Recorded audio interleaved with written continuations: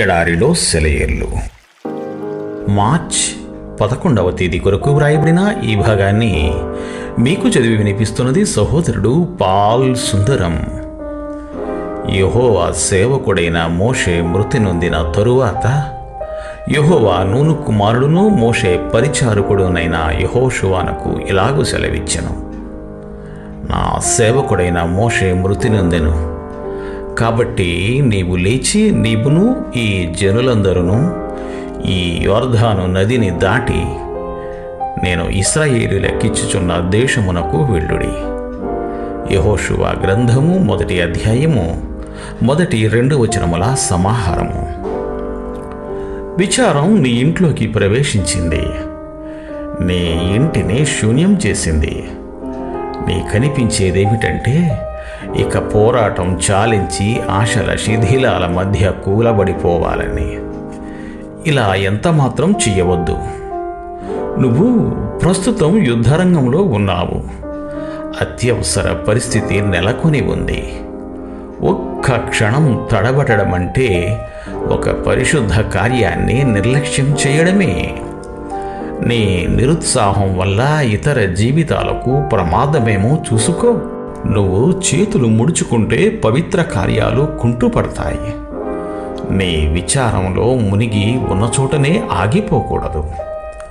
ఒక యుద్ధ సమయంలో ఒక జనరల్ తాను చూసిన ఓ హృదయ విదారకమైన సంగతి గురించి చెప్పాడు.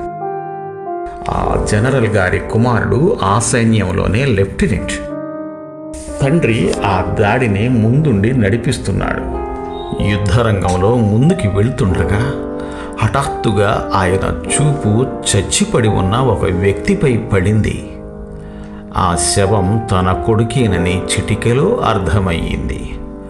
తండ్రిగా ఆ శవం ప్రక్కన కూలబడి తన దుఃఖాన్ని తీర్చుకుందామని ప్రాణం లాగింది. కానీ ఆ క్షణంలో తన కర్తవ్య నిర్వహణ ఆయన్ని ఆ దాడిలో ముందుకు సాగిపోవాలని వెన్నుతట్టింది. చనిపోయిన తన కుమారుణ్ణి ఒకసారి చప్పున ముద్దు పెట్టుకొని తన సైనికులతో ఆ దాడిలో ముందుకు కదిలాడు.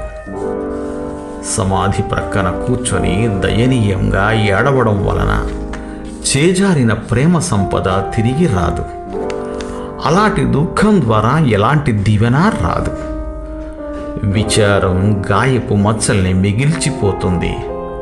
చెరిగిపోని అక్షరాలతో బాధపడే గుండెల మీద రాస్తుంది.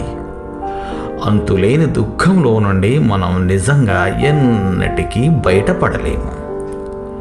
అలాంటి విచారాన్ని అనుభవించిన తరువాత మళ్ళీ ఎప్పటిలాగా ఉండడం కష్టం.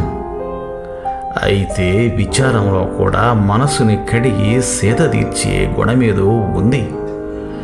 దాన్ని సరైన విధంగా భరించగలిగితేనే దానిలోని ఈ సుగుణాన్ని మనం అనుభవించగలం. నిజంగా ఈ విచారాన్ని ఎప్పుడూ అనుభవించని వాళ్ళు, దాని మచ్చలు ఎక్కడా లేని వాళ్ళు దురదృష్టవంతులు. మనకున్న సంతోషం మన విచారాల మధ్య నుండి, మేఘాల్లో నుండి ప్రకాశించే సూర్యుడిలాగా ప్రకాశించాలి. మన విధిని మనం నమ్మకంగా నెరవేర్చడంలోనే నిజమైన ధన్యకరమైన ఆదరణ ఉంది. మన దుఃఖం గురించి తలపోసుకుంటూ కూర్చుంటే చీకటి చల్లగా మన అంతరంగంలోకి పాకి నిర్వీర్యుల్ని చేస్తుంది. కానీ దిగుల నుండి మనం ముఖం తప్పించి దేవుడు మనల్ని పిలిచిన పనుల వైపు దృష్టి మళ్లించినట్టయితే వెలుగు తిరిగి ఉదయిస్తుంది, శక్తి సమకూరుతుంది. మన కోసమై మనం వ్యర్థంగా అర్థం లేని కన్నీరు కురిపిస్తే గొప్ప గొప్ప లాభాలు పోతాయి. చిన్న చిన్న భయాల వల్ల దక్కించుకోవాలని చెయ్యి చాస్తే వాటిని చిక్కించుకోలేము. విశ్వాసంతో చేతులు కట్టుకొని వెనక్కి చూడకుండా సాగిపోతే ఎదురు చూస్తోంది నీకోసం సంతోషకాలం. అభిషేక తైలము రాజుగా నిన్ను అభిషేకిస్తుంది. దేవుడు మిమ్ము దీవించుగాక. ఆమెన్. ఆమెన్.